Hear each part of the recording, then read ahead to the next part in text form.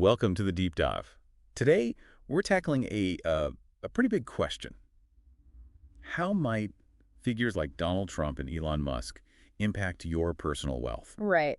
We got this really interesting YouTube analysis sent in by you, our listeners, something like elite education in an era of upheaval. Exactly. And we're going to pull out the key insights, specifically thinking about, your financial well-being. Yeah, forget the sort of political back and forth. We're not here for that. No. Our goal is really to look under the hood, see how these individuals might influence the markets and what that could mean economically. And this analysis uses historical psychology, right? Yeah, To frame these leaders. it does. That's the lens they use, and it's the approach we'll follow today.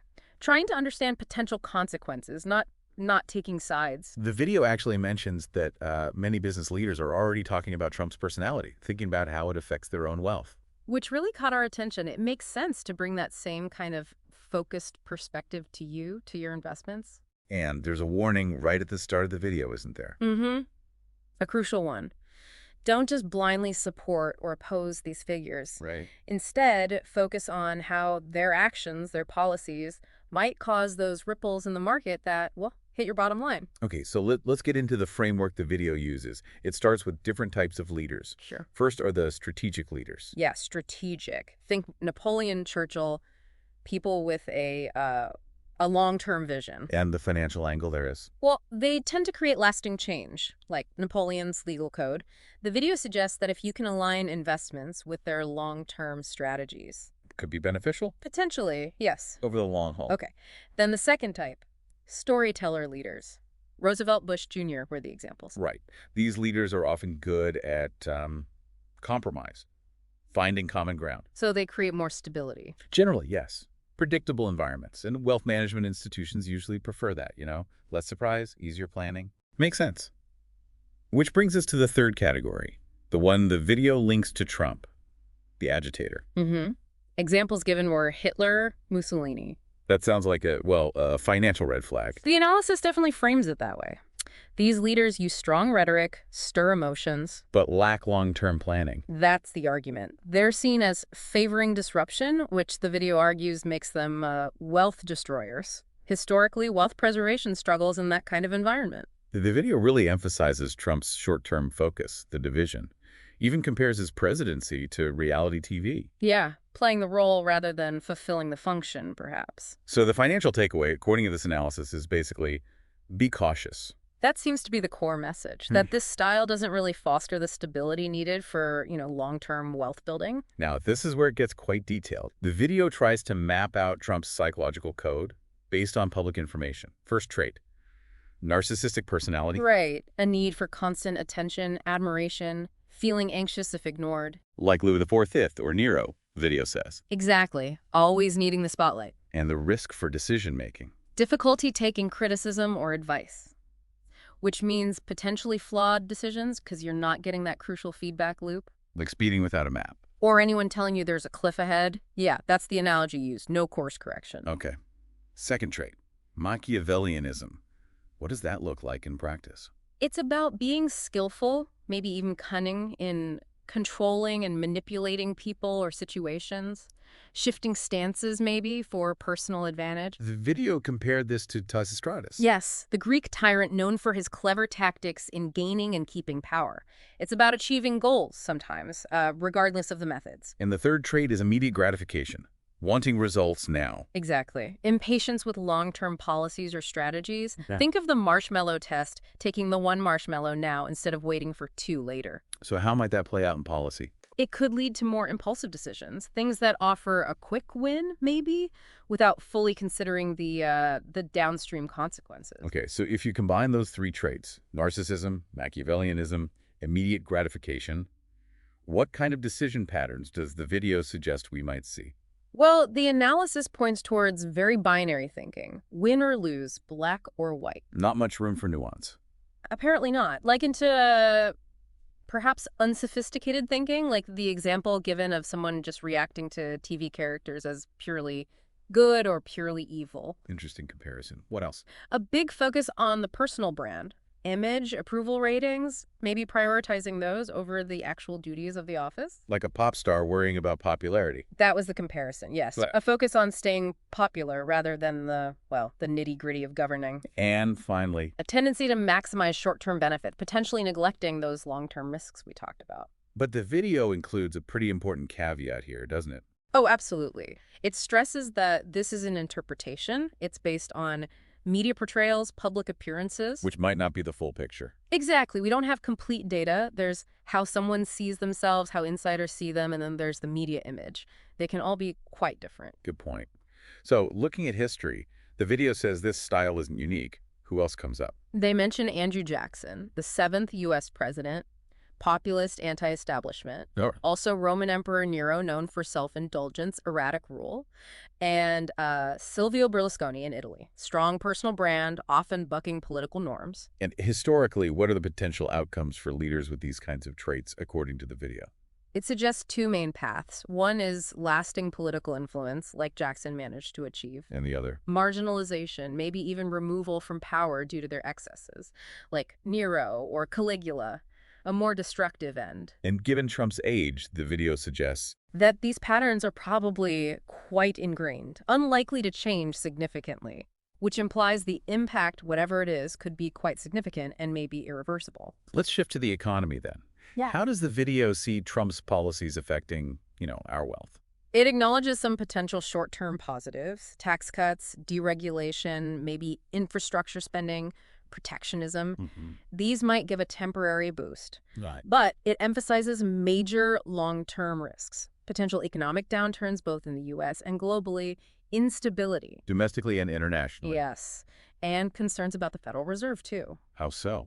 Worry about political pressure influencing Fed policy. Could that lead to asset bubbles, inflation? Like 1929. That's a stark comparison. It is. The video draws that parallel. It also questions the long-term success of trade wars, citing history. Suggesting they often lead to economic damage. And questioning whether the leader fully grasps the long-term strategic consequences, like playing checkers when it's really a chess game. What about the impact on society, on wealth distribution? Concerns about growing social divides, increasing wealth inequality. The video even tries to explain why populist leaders might get support from less affluent groups, despite policies maybe favoring the rich. Yeah, it touches on things like the wisdom of the crowd effect, maybe information access issues, how beliefs spread, and the ultimate economic fear. potential for debt crises, economic recession. The bottom line from the video's analysis is that this kind of leadership represents a significant risk factor for wealth management, something you need to consider very carefully. Okay, let's bring Elon Musk into this. The video calls him a different type of narcissist, a visionary narcissist. How is that different? Well, the analysis suggests that while both might exhibit narcissistic traits, Musk's is tied more to a grand vision. Like human progress, technology. Exactly. With himself positioned as the key driver of that future. Is there a downside identified? The potential risk highlighted is prioritizing that grand vision, maybe at the expense of the well-being of people living now.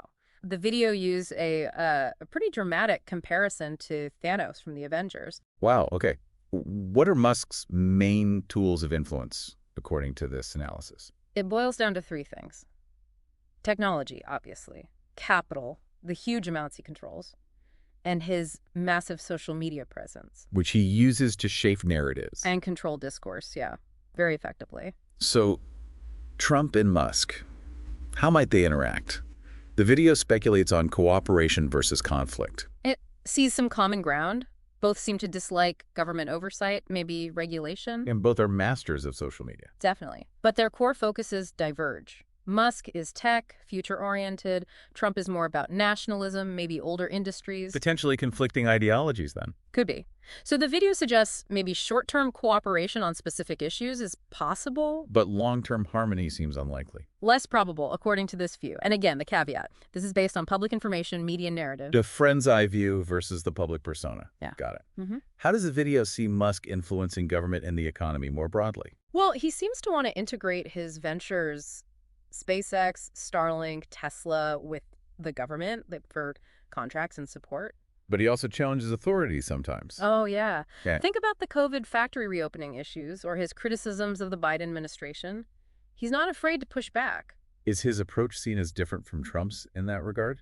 Generally, yes. More considered, maybe more long-term focused in his strategy, even when challenging things. And his economic impact?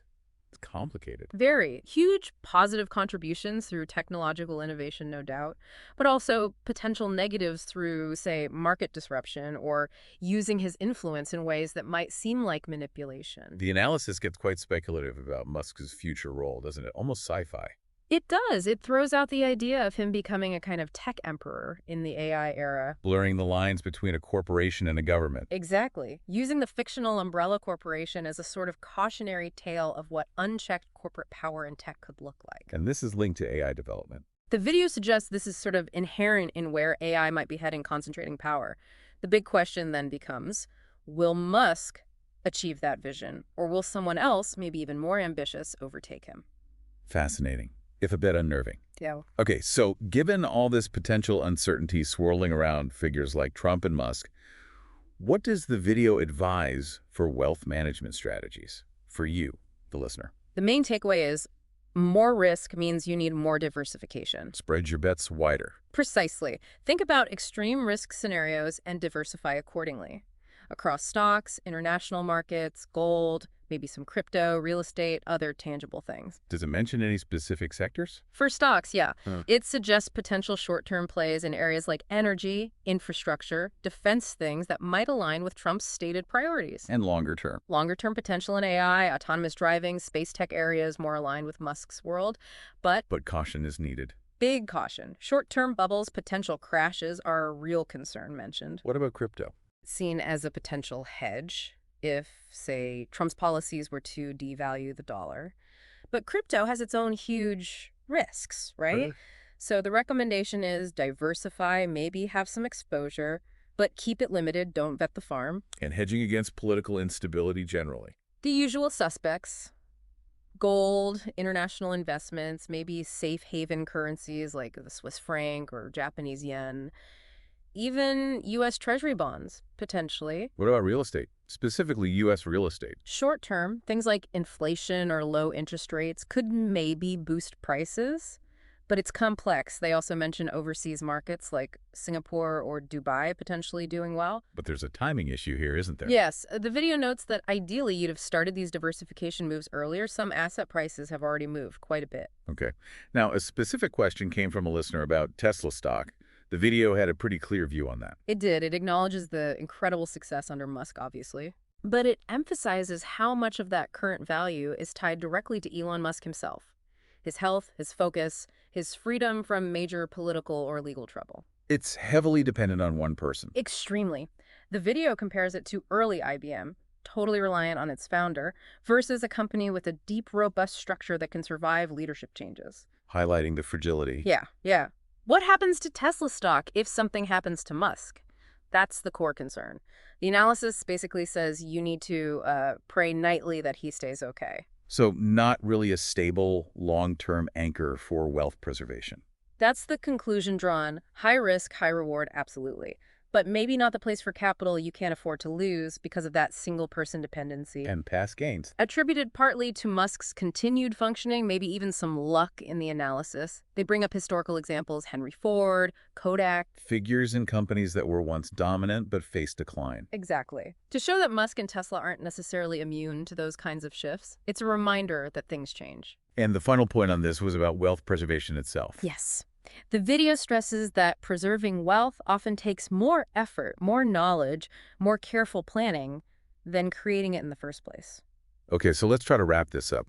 What's the core takeaway for our listeners from this whole deep dive into the video's analysis?